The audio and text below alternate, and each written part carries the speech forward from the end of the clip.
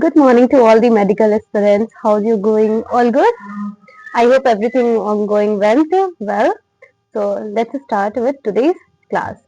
Okay, how's your question practicing going? Because question practice is very important for you. It's too much important for you. I hope you are doing it great. So yeah, let's start from here. Consciousness तक हमने समझ लिया था कि जो consciousness होती है, that is the defining property of our living being. मतलब हम ऐसा नहीं कह सकते कि रिप्रोडक्शन ही डिफाइनिंग प्रॉपर्टी है या फिर हमारा ये कह सकते हैं आपके ग्रोथ ही डिफाइनिंग प्रॉपर्टी है, but yes you can say that consciousness is our defining property for living organism. तो अगर हम ह्यूमन बींग्स पे आते हैं तो ये हमारे लिए और डिफिकल्ट होगा बताना कि एक लिविंग स्टेट क्या है। जैसे कि अभी हम किसी पेशेंट्स को जब हम कोमा कंडीशन में देखते हैं, जब वो ब्रेन डेड कंडीशन में होता है, जैसे कि मशीन से उनको सपोर्ट मिलता है जो कि हार्ट और लंग्स को, तो क्या ये पेशेंट यहाँ पे तो कोई सेल्फ कॉन्शियसनेस नहीं होती है? और ऐसे पेशेंट्स क्या नॉर्मल लाइफ में आ सकते हैं और इनको क्या हम लिविंग बोलेंगे, non living? Of course they are living and of course they can get back to the situation, depends upon the will to live a life. मतलब ब्रेन डेड एक रिसेंटली अभी एक केस हुई थी, I got to know about this from my sister.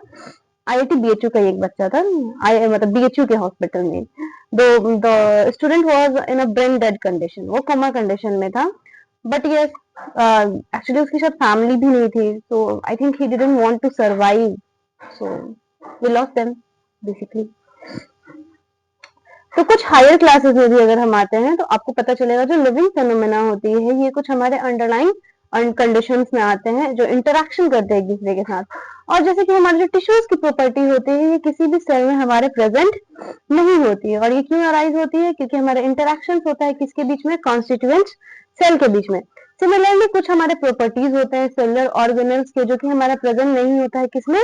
Molecular constituents हमारे organ में। और ये कब अराइज होते हैं? तो ये रिजल्ट है हमारे इंटरेक्शंस अगर किसी भी मॉलिक्यूलर कंपोनेंट्स की होती है तब। और यही इंटरेक्शंस की वजह से हमारे जो प्रॉपर्टीज है वो एक हायर लेवल ऑफ ऑर्गेनाइजेशन में देखने को मिलती है, वो धीरे धीरे इमर्ज करते जाती है। एंड इस फेनोमेना हमारा हायरार्की ऑफ ऑर्गेनाइजेशनल कॉम्प्लेक्सिटी के बारे में हर लेवल पे इसके बारे में हम देख सकते हैं। जब भी हम लिविंग ऑर्गेनिज्म देखते हैं तो हम उसको ग्रोथ, रिप्रोडक्शन, मेटाबॉलिज्म कर रही है कि नहीं कर रही है, कॉन्शियसनेस, ये सारी चीजों को हम जरूर देखते हैं and we definitely look to that. Minute, हाँ तो ये, तो हम ये कह सकते हैं जितने भी लिविंग ऑर्गेनिजम्स होते हैं वो कैसे होते हैं? सेल्फ रेप्लिकेटिंग होते हैं, साथ ही साथ इवॉल्विंग होते हैं and self regulating interactive system इनके अंदर प्रेजेंट होती है जो कि एक्सटर्नल स्टिमुलस से क्या करते हैं? रिस्पॉन्ड करते हैं।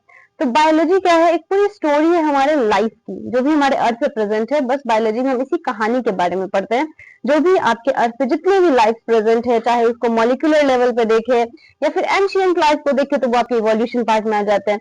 रिप्रोडक्शन कैसे होता है वो अलग हो गया। ह्यूमन फिजियोलॉजी को देखे, प्लांट फिजियोलॉजी को देखे, पूरे किंगडम्स के बारे में पढ़े कि प्लांट किंगडम क्या होती है, एनिमल किंगडम क्या होती है, तो आपके पूरे चैप्टर्स बस यही है। So it's all the biology, ये आपकी स्टोरी ऑफ लाइफ के बारे में बताती है। तो बायोलॉजी हमारे एक ये भी है कि इवोल्यूशन की स्टोरी के बारे में बताती है कि लिविंग ऑर्गेनिज्म में कैसे इवोल्यूशन हुए, how they reach at that point. और जितने भी हमारे लिविंग ऑर्गेनिज्म आज के टाइम पे प्रेजेंट, पास्ट एंड फ्यूचर, और जितने भी लिंक है एक दूसरे से, ये कॉमन जेनेटिक मटेरियल को भी शेयर करते हैं, लेकिन कुछ डिग्रीज में यहाँ पे वेरिएशंस होते हैं। Only a point of degrees में वेरिएशंस होते हैं, बाद बाकी सारी की सारी क्या सिमिलैरिटी को ये शो करते हैं। ठीक है, हाँ अब आ जाते हैं डाइवर्सिटी इन लिविंग वर्ल्ड। ये इस तरह से नहीं होगा,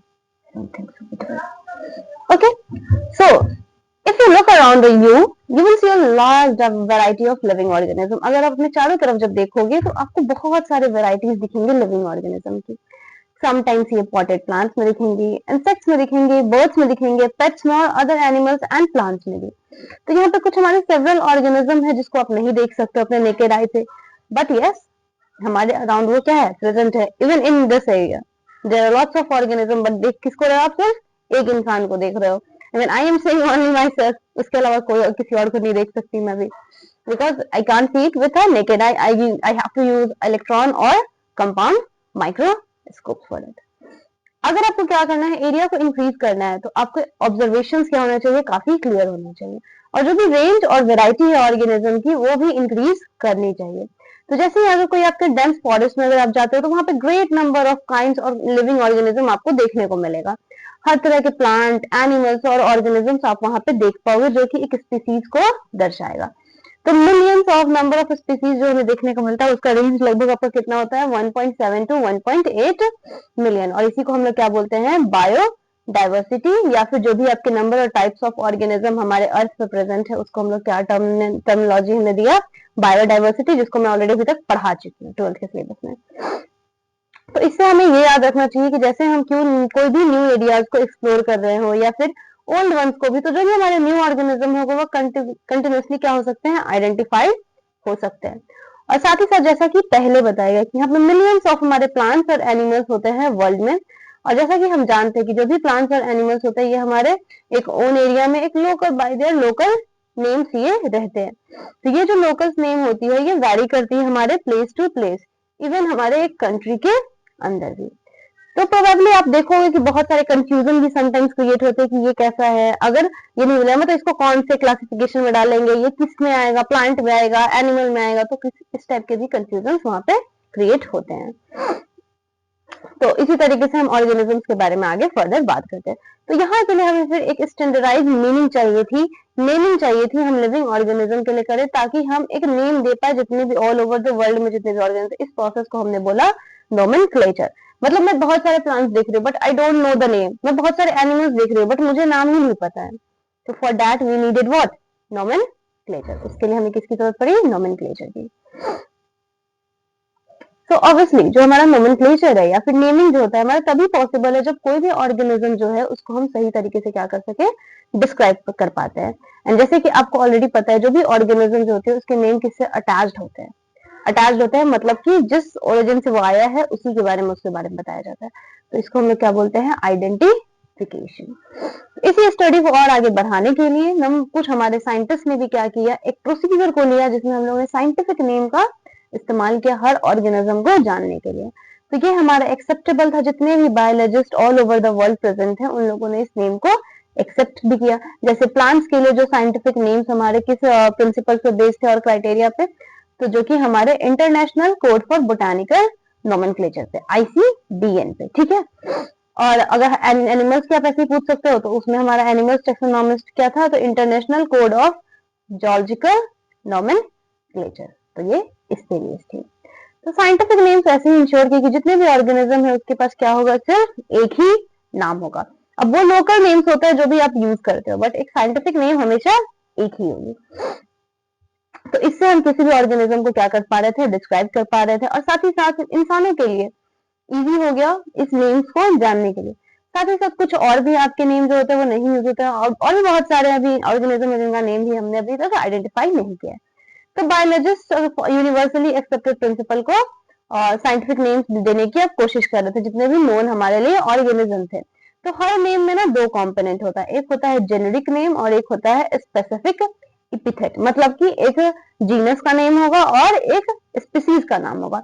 तो इसी सिस्टम को हम लोगों ने क्या बोला, जो दो कंपोनेंट्स, इसको हम लोगों ने बाइनोमियल नोमेनक्लेचर बोला। तो इसमें नोमेनक्लेचर याद रखिएगा, आइडेंटिफिकेशन क्या थी, ये क्या कहते हैं बॉटनिस्ट के लिए, मतलब बोटेनिकल जो भी बॉटनी के जो भी प्लांट्स मतलब जो प्लांट्स पार्ट है तो उनके लिए कौन सी कमिटी थी, और आपके जॉर्जी के लिए कौन सी थी, ऑल दैट। तो ये नेमिंग यहाँ से हमारे किसने दिया, तो कार्लोस लीनियस ने दिया, ठीक है, कार्लोस लीनियस, ये याद रखेगा।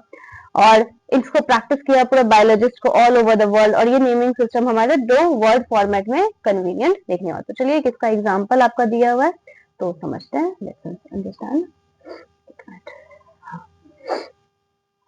किसका एग्जांपल दिया है, तो मैंगो का दिया हुआ है, इसको समझने के लिए आगे नीचे आ जाते हैं।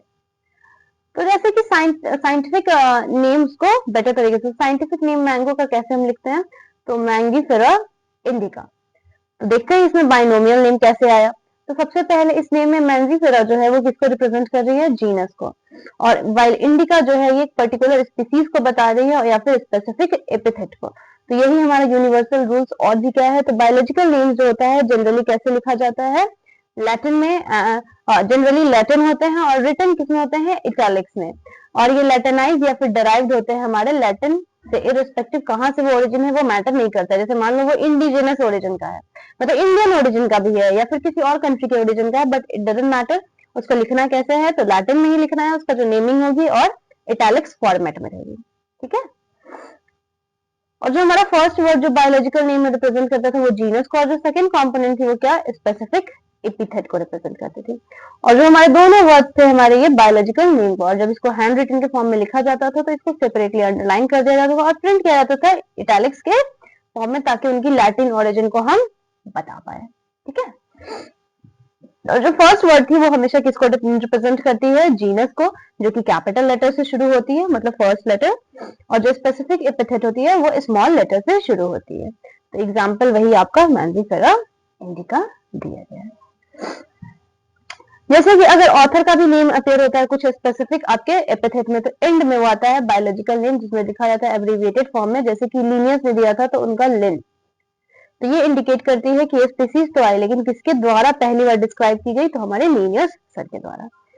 तो इससे हम देख सकते हैं कि ये नियरली हमारा पॉसिबल है कि हम जितने भी लिविंग ऑर्गेनिजम्स है उसको क्या कर सकते हैं, स्टडी कर सकते हैं। और ये नेसेसरी भी है कि हम क्या करें, क्लियरली इसको विजिबल, इस प्रोसेस को हम लोग क्या बोलते हैं बेटा, क्लासिफिकेशन।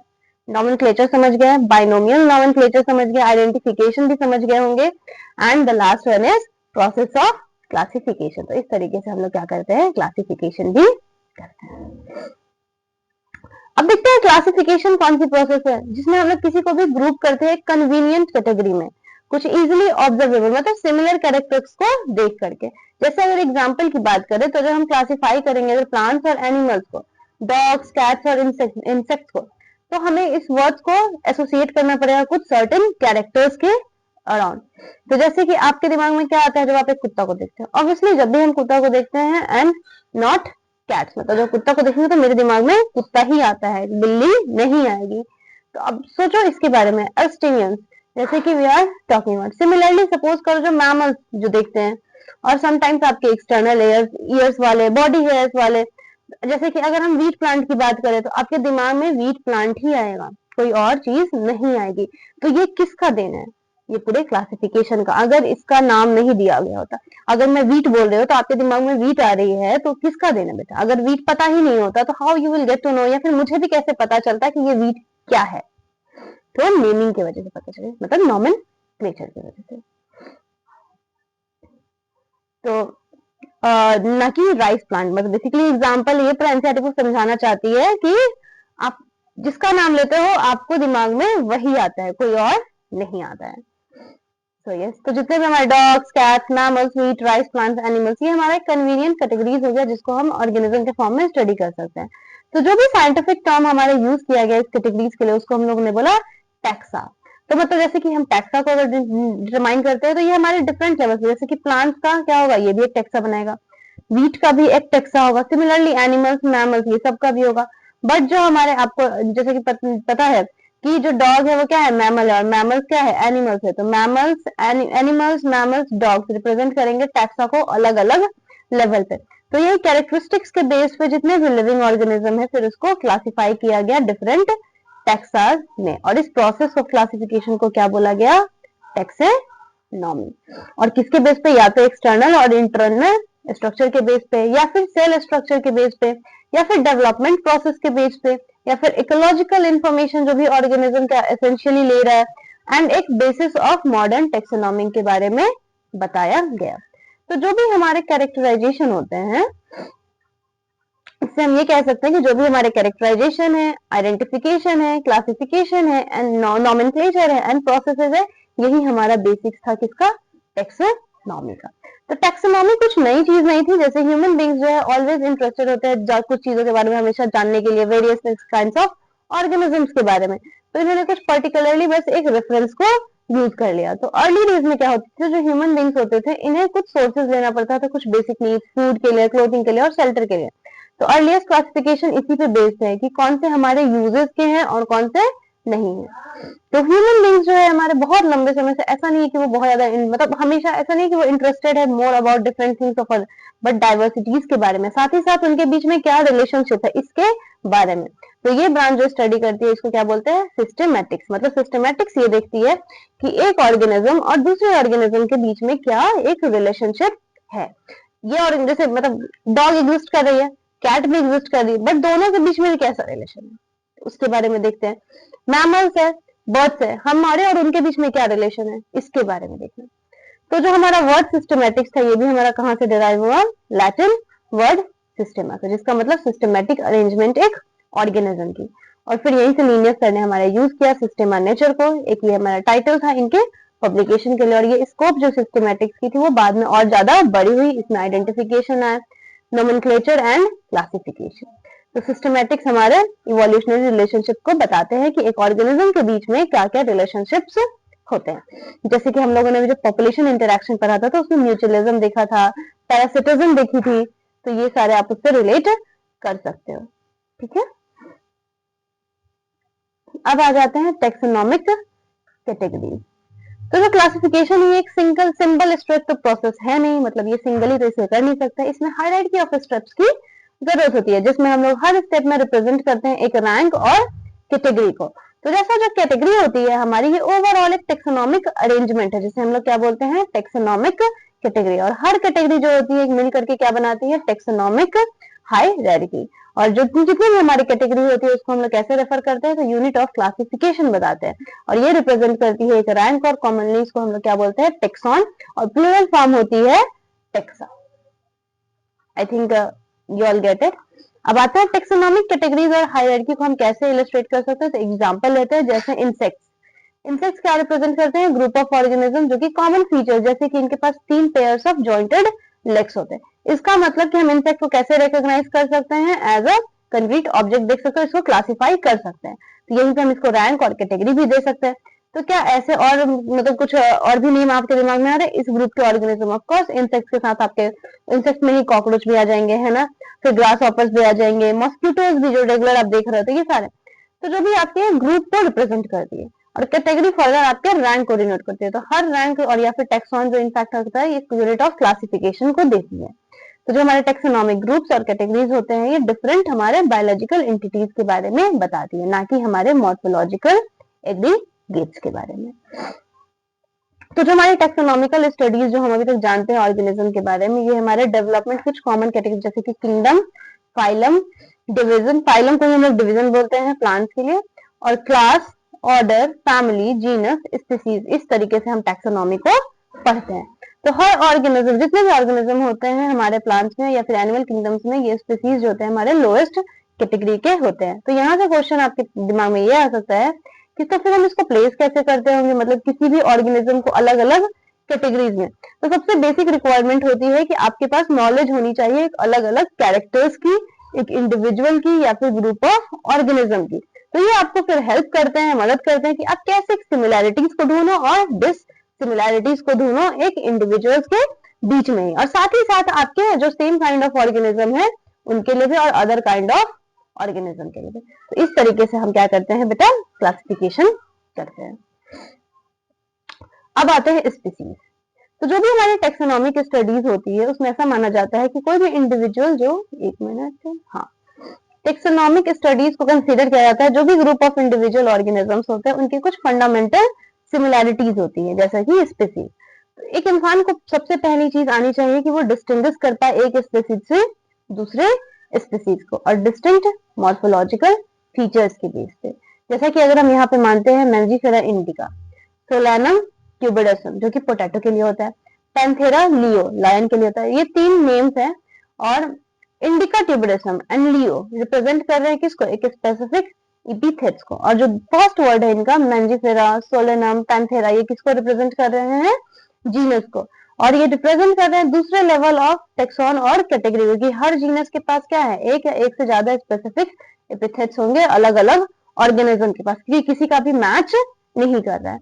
लेकिन इनमें कुछ हमारी क्या है, मॉर्फोलॉजिकल सिमिलैरिटीज हो सकती है, जैसे कि पैंथेरा के पास कुछ अनदर स्पेसिफिक एपिथेट होता है जिसको हम लोग क्या बोलते हैं, टाइग्रिस बोलते हैं। सोलैनम के पास क्या होती है, जैसे कि नाइग्रम एंड मेलोनेगेना। और ह्यूमन बींग्स जो होती है हमारे किससे, सेपियंस स्पीसीज से बिलोंग करती है, जो कि बाद में किसमें अंदर डाला गया हुआ है, जीनस होमो में। इसलिए इसका साइंटिफिक नेम ह्यूमन का क्या हो जाएगा, होमो सेपियंस। ठीक है, तो इस तरीके से स्पीसीज को क्लासिफाई किया गया है। जीनस को देखते हैं, जीनस को कैसे किया गया है। तो जीनस में हमारे कुछ रिलेटेड स्पीसीज, जितने भी ग्रुप ऑफ रिलेटेड स्पीसीज होते हैं, जिसमें हमारे पास मोड कैरेक्टर्स जो होता है कॉमन होते हैं एज कंपेयर टू स्पीसीज। मतलब स्पीसीज में आपके अगर सिमिलैरिटीज की बात करेंगे तो ज्यादा होगा, डिससिमिलैरिटीज क्या होगा, बहुत ही कम होगा। तो इससे कह सकते हैं जनरा में क्या होता है, ये क्लोज रिलेटेड स्पीसीज रहते हैं, जैसे कि पोटैटो और ब्रिंजल, ये दो डिफरेंट स्पीसीज है लेकिन ये सेम जीनस में बिलोंग करते हैं, जिसको हम लोग सोलेनम बोलते हैं। वैसे ही लायन, लेपर्ड एंड टाइगर ये कॉमन फीचर्स देते हैं, इसलिए ये जीनस पैंथेरा में आते हैं। तो यहाँ से जीनस जो होता है डिफरेंट हो जाता है हमारे अनदर जीनस फेलिस, जिसमें हमारी क्या आती है, कैट्स भी आती है। अब फैमिली की बात करें तो हाँ, ये जो हमारे लायन है, लेपर्ड है, टाइगर है, ये फैमिली में आते हैं, है ना। तो नेक्स्ट कैटेगरी हमारी क्या है, फैमिली है। तो इसमें और जितने भी रिलेटेड जेंडर है, मतलब still less number of similarities as compare to genus और स्पीसीज। तो फैमिलीज जो इसमें कैरेक्टराइज है किसके बेस पे, तो वेजिटेटिव और रिप्रोडक्टिव फीचर आपके प्लांट, जैसे कि प्लांट्स फॉर एग्जांपल अगर तीन टाइप के जनरल सोलेनम, पोटेंशिया एंड दतूरा, इसको सेम फैमिली में डाला जाता है, उसका नाम क्या है, सोलेनेसी। और एनिमल्स की बात करें तो आपके जीनस पैंथेरा, जो कि लायन, टाइगर और लेपर्ड थी, इसको भी किसके साथ डाला जाता है, जीनस फेलिस, मतलब कैट के साथ। तो किस फैमिली में, फेलिडी में। सिमिलरली आप और भी देखोगे जो फीचर होते हैं कैट और डॉग के, तो इसमें भी कुछ सम सिमिलैरिटीज होते हैं और कुछ डिफरेंसेस होते हैं, इनको डिफरेंट फैमिलीज में डाले गए हैं, फेलिडी एंड कैनेडी। तो डॉग का क्या हो जाएगा, कैनेडी। ठीक है, मतलब यहाँ पे हमने तीन फैमिली देखा, एक Solanaceae, Felidae and Kennedy. Genus भी यहाँ पे अलग देखा, स्पीसीज भी अलग देखा। तो इस तरीके से आपको थोड़ा जीनस और स्पीसीज का नाम याद होना चाहिए। आई थिंक ऑर्डर क्लास से नेक्स्ट क्लास में करते हैं, ठीक है, we will cover this in next class. So यहाँ तक रहने देते हैं। हाँ, वैसे भी जो भी नीट ड्रॉपर होंगे उनके लिए तो बहुत आसान है ये समझना, I don't think so there are lot. हाँ बट ठीक है, आपके लिए शायद ये हेल्पफुल हो, I hope so. Okay, so bye.